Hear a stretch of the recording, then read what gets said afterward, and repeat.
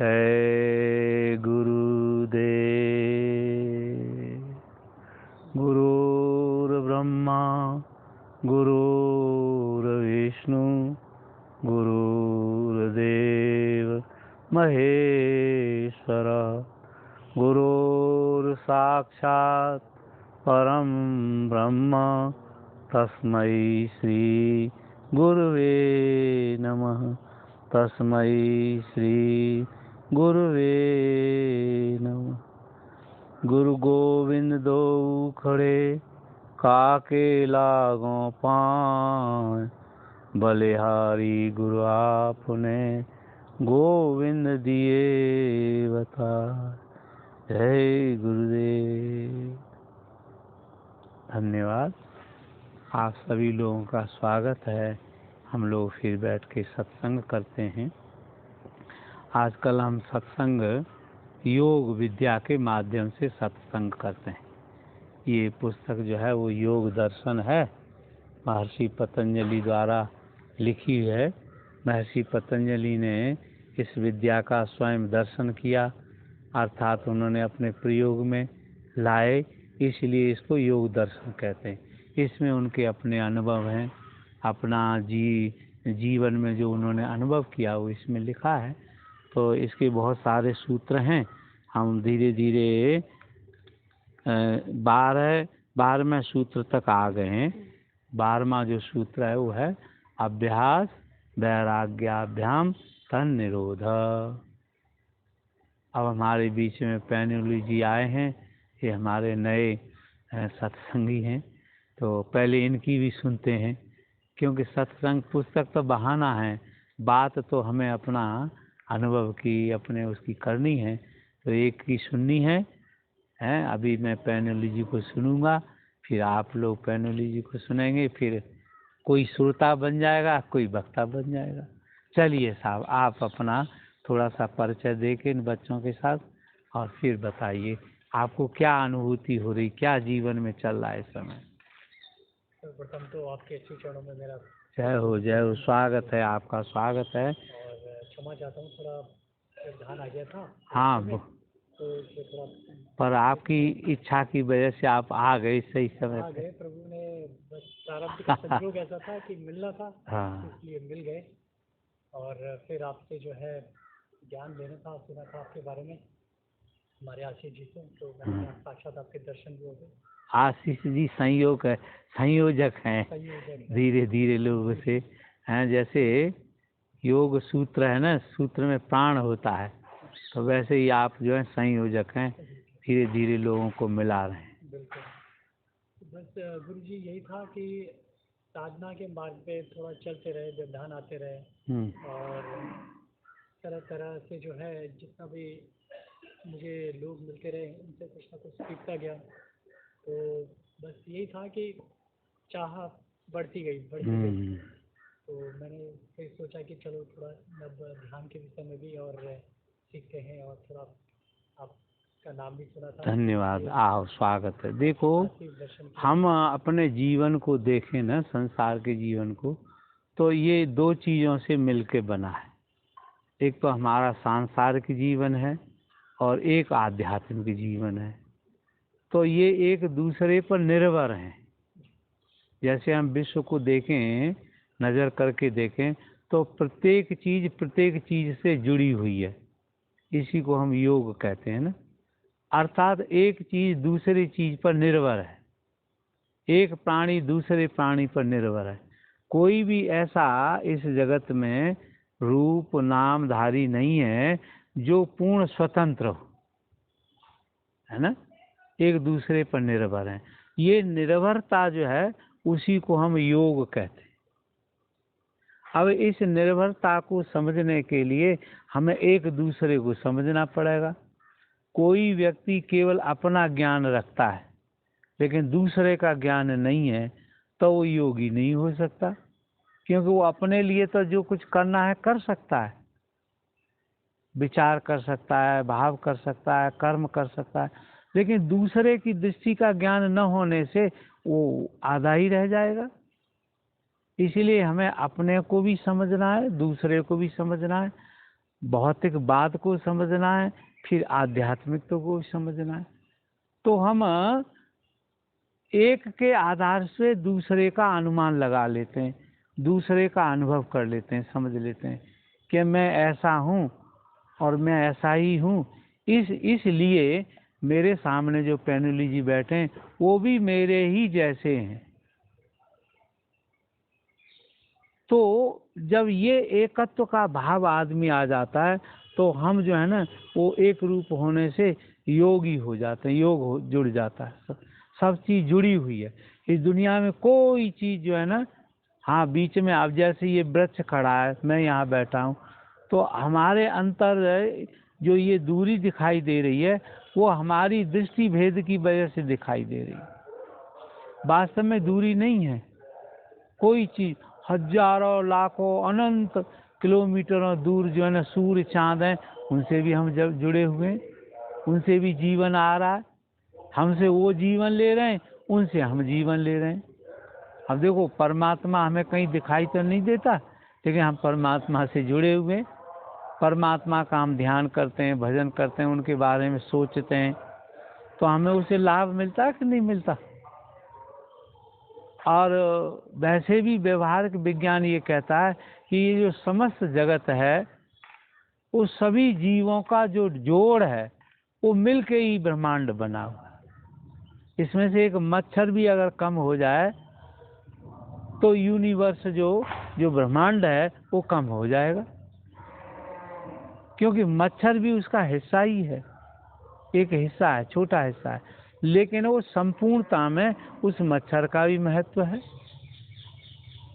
इसलिए सभी जीवों को बराबर सम्मान देना, उनके प्रति अहिंसा का भाव रखना, उनको प्रेम करना है, ये कहा जाता है।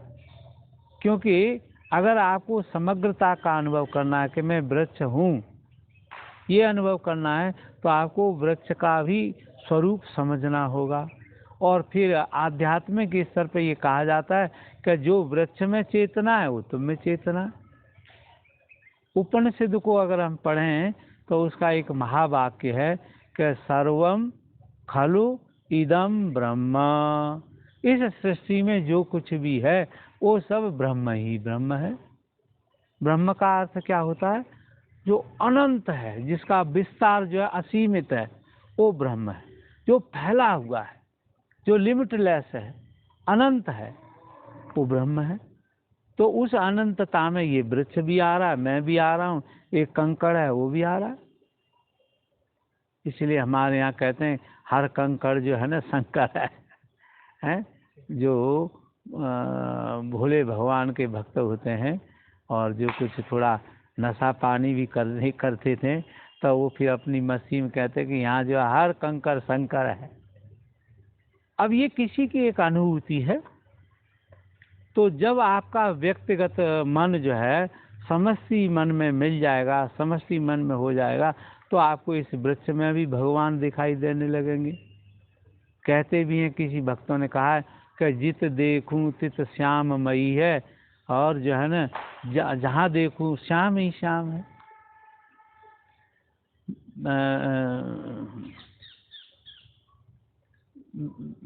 एक दुआ है कवि साहब का कि लाली मेरे लाल की जित देखूं तित लाल, और लाली देखन मैं गई मैं भी हो गई लाल। तो जैसे ही हम जो है ना समग्र दृष्टि हमारे अंदर विकसित होती है, ये कविता भी बैठी बता रही थी कि धीरे धीरे जब इनका मन जो है ना गायब हो जाता है, शांत हो जाता है, ट्रांस हो जाता है, समाधि में प्राप्त हो जाती, तो इनको पता ही नहीं रहता कहाँ हूँ क्या हूँ। और फिर वो मन वहाँ से समेट के फिर इनके जो है ना जो व्यक्त रूप है उसमें आ जाता है। तो देखो हमारा जो मन है, उस मन से जब तक छोटा मन रहता है, बंधन में रहता है शरीर के, इंद्रियों के, तब तक वो छोटे दायरे में ही व्यवहार कर सकता है। अगर जैसे गैस है, एक गैस के सिलेंडर को गैस से भर दो तो वो उसी का आकार लेके उतने ही रूप में रहेगी। तो आपका जो शरीर है ये एक सिलेंडर का, एक कैप्सूल का काम करता है। ये आपके मन को, इंद्रियों को बाउंड्री में रखता है, बाउंड कर लेता है, तो इसका एक अपना व्यक्तिगत रूप हो जाता है। लेकिन इसी सिलेंडर की ये दीवारें हटा दें, गैस की, गैस को मुक्त कर दें, तो गैस तो अनंत तरीके से फैलती चली जाएगी। वैज्ञानिक लोग कहते हैं कि ये संसार जो है, जो ब्रह्मांड है, वो अभी भी फैल रहा है। जाने कब से इसकी रचना हुई है, और तब से ब्रह्मा जी ने रचना की है, तब से आज तक, समय का पता नहीं कितने वर्ष हो गए, लेकिन ये ब्रह्मांड अभी भी फैलता चला जा रहा है, फैलता चला जा रहा है। तो इस फैलाव से हम अंदाज लगाते हैं कि ब्रह्म कितना बड़ा होगा। ये जो विराट यूनिवर्स है, ब्रह्मांड है, वो अभी फैल रहा है। अब फैलने के लिए और एक कोई खाली जगह होनी चाहिए, तो जो खाली जगह है, खालीपन है, वो दूसरा ब्रह्मांड है, वो और जो है ना, निराकार ब्रह्म है। वो निराकार ब्रह्म है जिसमें ये साकार ब्रह्म फैलता चला जा रहा है। और कहते हैं कि ये जो हमारी पृथ्वी है, हमारा जो ये विश्व है, ये तो एक छोटा सा कण है। इस तरह की पृथ्वियाँ, इस तरह के जगत संसार में जाने कितने हैं। तो ये ब्रह्मांड जो है अनंत है, और वो पूरा ब्रह्मांड, मॉडर्न फिजिक्स भी कहती है कि हर चीज जो कण से कण जुड़ा हुआ है, हर एक कण उनके कणों के बीच में एक अट्रैक्शन फोर्स है, जिसे हम सामान्य भाषा में कहते हैं, मानवीय भाषा में प्रेम का बंधन है। हर चीज जो है ना प्रेम से जुड़ी हुई है। राम केवल प्रेम प्यारा है, जो जाने ताहि देव जनाई। और राम जो है वो प्रेम का ही प्रतीक है। जो सब में रम रहा है वो राम है। संस्कृत में एक कहावत है, रमन्ते सर्वभूतेषु स्थावर चरेषु च अंतरात्म स्वरूपेण रामेति इति कथ्यते। राम क्या है?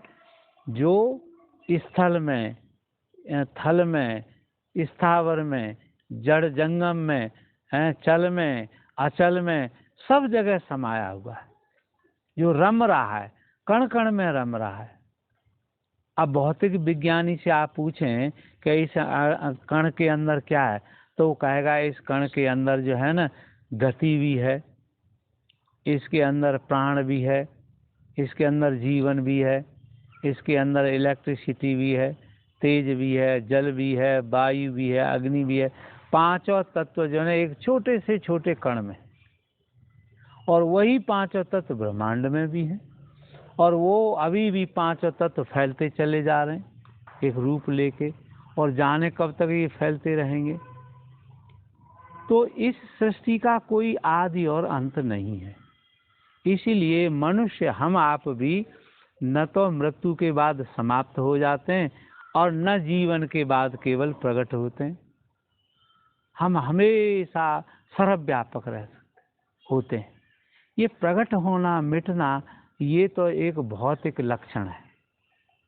आप जो न मान लीजिए मैं शरीर के रूप में आया तो 70 साल जिया, 80 साल जिया, तो ये मेरा जो है ना एक छोटा सा समय और टाइम एंड स्पेस में मैं थोड़ी देर के लिए हूँ। लेकिन मैं इससे पहले भी था, जन्म से पहले। भगवान कृष्ण से ना अर्जुन पूछते हैं, महाराज आप रोज कहते हो कि हम जो हैं अजर अमर हैं, और मेरे बहुत सारे जन्म हो गए, आपके भी बहुत सारे जन्म हो गए, पर मुझे तो पूर्व जन्म का कुछ मालूम नहीं। मैं तो इसी जन्म का भी नहीं जानता कि जन्म से पहले क्या था, और मृत्यु के बाद भी। क्योंकि हमें कृष्ण कहते हैं कि तुम्हें फिर मरने के बाद की कोई स्मृति नहीं रहती, और जन्म से पहले की कोई स्मृति नहीं रहती। लेकिन कभी कभी कुछ लोग, यहाँ दुर्लभ घटनाएं घटती हैं, कुछ मनुष्य ऐसे भी पैदा होते हैं जिन्हें पूर्व जन्म की स्मृति होती है। क्योंकि जो हिंदू धर्म है, यही दुनिया में, और या हिंदू धर्म से जो धर्म संबंधित हैं, वो पुनर्जन्म में विश्वास करते हैं। ईसाई आदि, ईसाई मुस्लिम भाई ये जो है ना पुनर्जन्म में विश्वास नहीं करते। वो ये कहते कि हाँ मौत तो होती है, पर मौत के बाद पुनर्जन्म नहीं होता। लेकिन मौत पहली बार तो जन्म होता है, तभी तो मौत होगी। तो जिसका जन्म हुआ वो पहले कहीं न कहीं तो रहा होगा, तभी तो उसने जन्म लिया। तो हम जिस रूप में पहले थे वो अव्यक्त रूप था, उससे हम व्यक्त हो गए, और इस समय हम व्यक्त रूप में आगे चल के फिर अव्यक्त हो जाएंगे। तो पतंजलि ऋषि जो है ना, ये सारा दर्शन उन्होंने तत्वों का दर्शन किया कि तत्व प्रकट हो रहे हैं, मिट रहे हैं, और बीच में ठहरे हुए भी हैं। तो इस तरीके से उन्होंने उन तत्वों का दर्शन किया जो पंच तत्व हैं। वो पंच तत्व एक दूसरे से मिलकर अनेक रूपों में बढ़ते चले जाते हैं, अनेक उनके गुण लक्षण धर्म फैलते चले जाते हैं। तो एक चीज़ जो है वो अनंतता को प्राप्त हो जाती है। तो जब से ये सृष्टि चली है, चलती चली जा रही है, हम आप इसमें प्रकट होते जा रहे हैं, और जो है ना इसमें मृत्यु को प्राप्त हो रहे हैं। देश काल हम देश काल में प्रकट रहते हैं, स्थित रहते हैं, फिर गायब हो जाते हैं, फिर चले जाते हैं। तो एक सिद्धांत हम समझें जो आधुनिक विज्ञान भी मानती है और प्राचीन अध्यात्म तो मानता ही है। प्राचीन अध्यात्म कहता है कि हर एक चीज़ जो है ना वो अजर अमर है, किसी चीज़ की मृत्यु नहीं है। मृत्यु जो है अज्ञानवश हमें दिखाई देती है। तो कहते कैसे? तो वैज्ञानिक कहते हैं कि देखो ये मिट्टी है, इसका एक कण भी तुम जो है ना नहीं मार सकते, नष्ट नहीं कर सकते। हाँ उसका रूपांतरण तो हो सकता है, लेकिन वो नष्ट नहीं होगा, क्योंकि ये जगत भी परमात्मा का ही रूप है, परमात्मा से ही बना है। कैसे? तो हमारे यहाँ वेद उपनिषद शास्त्र कहते हैं कि परमात्मा ने ऐसा संकल्प किया कि एको अहम बहु श्याम, मैं अकेला हूँ और मैं ही अब बहुत हो जाऊँ। तो वही जो है ना पृथ्वी बन गया, वही तारे बन गया, वही जल बन गया, वही जो है ना अग्नि बन गई है। भगवान कृष्ण ने गीता में अर्जुन को बहुत तरीके से अध्यात्म समझाया। कहते हैं 18 अध्याय हैं ना गीता में, तो उन्होंने सब तरह से 18 प्रकार से समझाया, अनेक प्रकार से समझाया। 18 तो गिनती मात्र है, पर उन्होंने अन्य उदाहरणों से प्रकार से उनको अध्यात्म समझाया, पर उसको समझ में नहीं आया। तब भगवान ने कहा कि देख भाई, सबसे जो अच्छा प्रमाण है वो प्रत्यक्ष प्रमाण है, तो अब तू मुझे स्वयं देख। और भगवान ने फिर अपना विराट स्वरूप दिखाया। तो विराट स्वरूप में अर्जुन से पहले भगवान ने कहा कि मैं ही हिमालय हूँ, मैं ही समुद्र हूँ, हैं, और मैं ही ऋषियों में कपिल हूँ, महर्षि हूँ, मैं ही पशुओं में गाय हूँ। ऐसे उन्होंने कहा कि देखो मैं ही सब कुछ हूँ, तू अब देख मेरे में सब कुछ है। और अर्जुन को भगवान श्री कृष्ण के शरीर में सब कुछ दिखाई दे गया। देखा उसमें राक्षस भी हैं, किन्नर भी, गंधर्व भी हैं, देवता भी हैं, मनुष्य भी हैं, पशुओं भी हैं, सारे समस्त जीव का रूप, समष्टि का दर्शन जो है ना अर्जुन को भगवान के रूप में हो गया। तो कण कण में भगवान है, ऐसा भगवान ने सिद्ध कर दिया कि देख मैं ही संसार हूँ और संसार ही मुझ में है। लेकिन ये हमें कब ज्ञान होगा कि हमारी दो दृष्टियाँ हैं। हम जो व्यवहारिक दृष्टियाँ हैं दो तरह की। एक तो दृष्टि जब से हम जन्म लेते हैं तब से बाहर गमन होती चली जाती है। देखो सभी इंद्रियों के जो द्वार हैं वो बाहर की ओर खुलते हैं। आंखें खुलेंगी तो बाहर की ओर खुलेंगी, और बाहर की ओर खुलेंगी तो बाहर का ही रूप रंग दिखाई देगा। कान भी जो है ना वो बाहर की ओर खुले हुए बाहर की चीज़ को ही सुनते हैं, अंदर की चीज़ को नहीं सुनते। लेकिन इन इंद्रियों को यदि हम, ये तो इनका अभ्यास हो गया जन्म से कि ये बाहर के लिए दौड़ती रहती हैं, बाहर के लिए दौड़ती रहती हैं। फिर किसी गुरु उपदेश से और किसी आध्यात्मिक ज्ञान मार्ग से या शास्त्रों से हमें ये ज्ञान होता है कि ये दृष्टि हमारी जो बहिर्गमन कर रही है, इसको क्या हम अंदर की ओर भी ले जा सकते हैं। जहाँ से ये दृष्टि आ रही है उस ओर भी मोड़ सकते हैं, क्योंकि हमने अनुभव किया कि अनंत समय से हम इसको देखते चले आ रहे हैं, लेकिन हमको शांति नहीं है, हमारे दृश्य से हमको तृप्ति नहीं हो पा रही, हम और देखना चाहते हैं और देखना चाहते हैं, निरंतर देखते चले आ रहे हैं पर शांति नहीं होती। तो क्या कोई ऐसा रूप भी है जिसको हम एक बार देखें हमेशा के लिए शांत हो जाएं? तो अंतर्दृष्टि का फिर ज्ञान हुआ। तो व्यक्ति की जब अंतर्दृष्टि अंदर की ओर जाने लगती है, अपने केंद्र की ओर जाने लगती है, आत्मा की ओर जाने लगती है, तो ये जो भौतिक दृष्टि है ये बदल जाती है। फिर आप आध्यात्मिक दृष्टि से क्या है कि आध्यात्मिक दृष्टि का एक बार ज्ञान होने पर आपको हमेशा के लिए तृप्ति हो जाती है। बाह्य दृष्टि से, बाह्य भोगों से आपको तृप्ति नहीं होती, चाहे कितने दिन तक आप जो है ना करते हैं। अच्छा देखो, जैसे अब अन्न है, अन्न का हमको खाने का अनुभव है, कितने दिन से हम अन्न खा रहे हैं, लेकिन शांति नहीं होती। तत्कालिक शांति होती है थोड़ी देर के लिए, लेकिन फिर हमारी इच्छा हो जाती है। तो जो बाहर ये जो दृश्य है, बाहरी जो पदार्थ है, जो दृश्य है, वो आपको कभी भी संतुष्ट नहीं कर सकता। लेकिन जो आध्यात्मिक दृश्य है, जो आध्यात्मिक अनुभव है, वो एक बार भी अनुभव में हो जाए तो आपको तृप्ति हो जाती है। अभी हम थोड़ी देर पहले बैठे थे तो कविता कह रही थी कि जब मुझे इस तरह का ध्यान होता है तो मुझे बहुत अच्छा लगता है और मुझे बड़ा शांति मिलती है वो करने के बाद, क्योंकि उस समय ये बिल्कुल निर्भर हो जाती है। इसका शरीर भी नहीं पकड़ा रहता है इसको, इसका मन भी गायब हो जाता है, तभी केवल शून्य रूप में हो जाती है। और जैसे ही शून्य रूप से फिर बाहर लौट के आती है तो उसको बड़ा निर्भर है, शांति, आनंद मिलता है। जैसे आदमी की जन्मों जन्मों की थकावट होती है, कर्म के द्वारा थकावट होती है, वो आध्यात्मिक ज्ञान होने से, समाधि होने से तुरंत ही हमेशा के लिए मिट जाती है। उसको व्यक्ति आनंद मानता है, क्योंकि वो बंधन मुक्त हो जाता है। तो बंधन मुक्त होने से आपको न शरीर का बंधन का याद रहता, न मन के बंधन का याद रहता, आप परम मुक्त अवस्था को प्राप्त हो। और वो अनंतता का जो अनुभव है वही ब्रह्म का अनुभव है, वही आपका जो है ना शरीर का अनुभव है। और जब तक आप शरीर में बंधे हुए हैं, मन में बंधे हुए हैं, इंद्रियों के जाल में बंधे हुए हैं, तब तक आपकी चेतना जो है अपने को शरीर में मानती है, मन में मानती है, बंधन में मानती है। तो उन बंधनों को छोड़, उनसे मुक्त हो जाना ही मोक्ष है। शरीर के प्रभाव से मुक्त हो जाना, मन के प्रभावों से मुक्त हो जाना, और जो हमारा इंद्रियों का जो बंधन है उससे मुक्त हो जाना, ये तो मोक्ष है।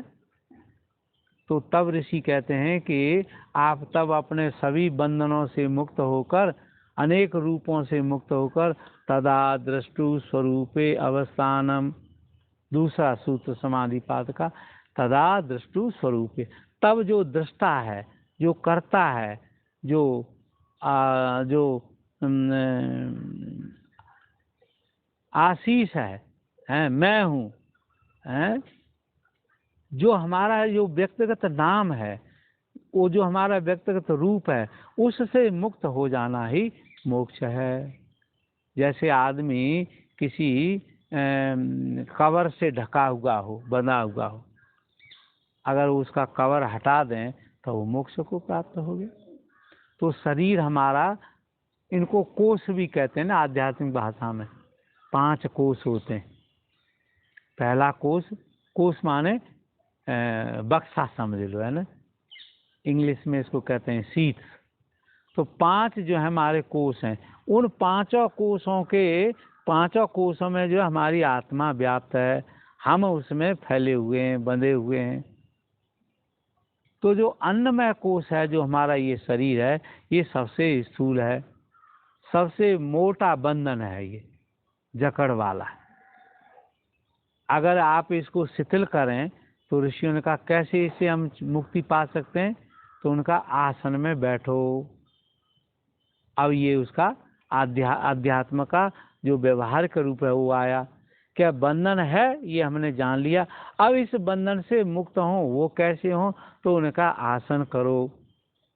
आसन का अर्थ ऋषि ने कहा क्या स्थिर सुखम आसनम, एक स्थित रूप से शरीर के साथ बैठना, हिलना डुलना बंद हो जाए, शरीर में कोई गति नहीं हो, तो आप शरीर की बंधन से मुक्त हो गए। फिर उनका दूसरा कोष जो है वो है प्राणमय कोष।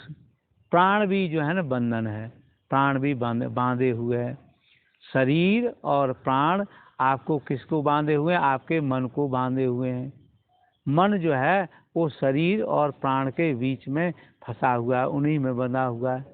जैसे एक गाय की जितनी लंबी रस्सी होती है उतने ही घेरे का वो चारा जो है चुग सकती है ना। और रस्सी अगर छोटी होगी तो छोटे ही दायरे में घूमेगी। इसीलिए हमारा जो प्राण का आयाम है वो जितना छोटा होता है उतना ही हमारे जीवन का जो है ना फैलाव होता है। अति क्रिया करोगे तो अति श्वास लेनी पड़ेगी, अर्थात प्राण का आयाम बढ़ जाएगा, गहरी गहरी सांस लेनी पड़ेगी। लेते हैं ना, जब आदमी थक जाता है